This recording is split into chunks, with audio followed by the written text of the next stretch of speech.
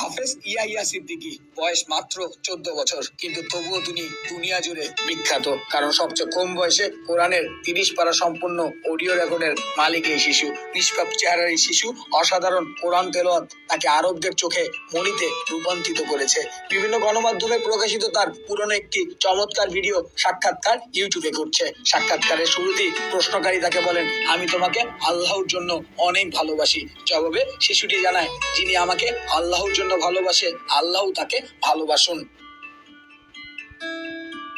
এরপর তার কাছে জানতে চাওয়া হয় পবিত্র কোরআনের সঙ্গে তার পথ চলা কিভাবে। সে আল্লাহর প্রশংসা তার রাসূলের প্রতি সালাম নিবেদন করে শুরুতেই বলেন, বাস্তবিক পক্ষে কোরআনের সঙ্গে আমার যাত্রা শুরু হয়েছে আমার জন্মের অনেক আগে থেকে, যখন আমি আমার মায়ের পেটে। মা আমাকে শুনিয়েছেন, আমি যখন তার পেটে দুনিয়াতে আগমনের অপেক্ষা করছি, তখন তিনি সবসময় সূরা মরিয়ম পড়তেন। এরই মধ্যে তার মায়ের একটি সাক্ষাৎকারমূলক ভিডিও ক্লিপ চালু করা হয়। তাতে কান্না বিজড়িত কণ্ঠে ইয়াহিয়া সিদ্দিকীর মা পবিত্র কোরআনের সাথে তার সন্তানের অভিযাত্রার গল্প শোনান।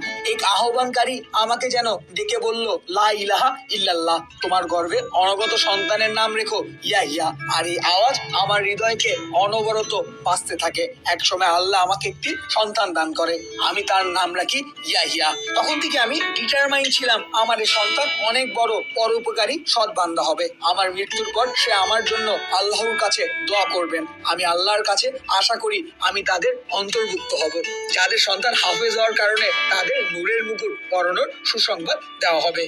যেদিন কোনো সম্পত্তি কাজে আসবে না, মহান আল্লাহর কাছে আমার প্রার্থনা, তাকে দেখে দুনিয়ার আমার চোখ শীতল হবে এবং আখিরাতে সে হবে আমার সবচেয়ে পরম সম্পদ। আমার আরো স্বপ্ন, তার মাধ্যমে আল্লাহ সবাইকে সুপথ প্রাপ্ত করবেন। তিনি আর সব মুসলিম শিশুদের জীবনকে বরকত দান করবেন।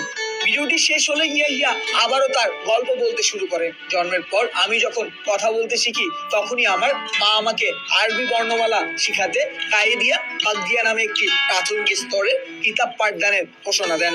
আমার বোনও ওই কিতাব পড়ে উপকৃত হন। কিতাবটির পাঠ্যবিন্যাস লেখাগুলো আমাকে দারুণভাবে আকর্ষণ করে, আমার কাছে সহজ মনে হয়। শিশুটি জানেন, এরপর কোরআনের হিফজের জন্য আমার বাবা মা আমাকে মরক্কোর প্রসিদ্ধ একটি নগরীতে পাঠান। সেখানে নিকটবর্তী একটি মাদ্রাসাতে ভর্তি করেন। কোরআনের প্রতি আমার অশেষ আগ্রহ খুব অল্প সময়ে আমার জীবনে সফলতা নিয়ে আসে। একদিন শুক্রবারে মাদ্রাসার ছাত্রদের উদ্দেশ্যে আমি কিছু কথা বলার সুযোগ দেওয়া হয়। কথায় মুগ্ধ হয়ে আমাকে ছাত্রদের নামাজ পড়ানোর সুযোগ দেওয়া হয়, যা আমাকে দারুণভাবে উজ্জীবিত করে। শিশুটি জানান, হিফজ সমাপ্তির পরে আমি বাবা মার সহযোগিতায় বিখ্যাত 3 ওস্তাদের কাছে তাজবিদ জ্ঞান সম্পূর্ণ করি। এরপর সাক্ষাৎকার গ্রহণকারী ইয়াহিয়াকে বলেন, তুমি এত কিছু অর্জন করেছো, এর কৃতিত্ব হিসেবে আমাদের একটু পবিত্র কোরআন তেলাওয়াত করে শোনাও। শাওবুলিরা খুব সুন্দর করে কোরআন তেলাওয়াত করে সবাইকে তাক লাগিয়ে দিল। শাওন খান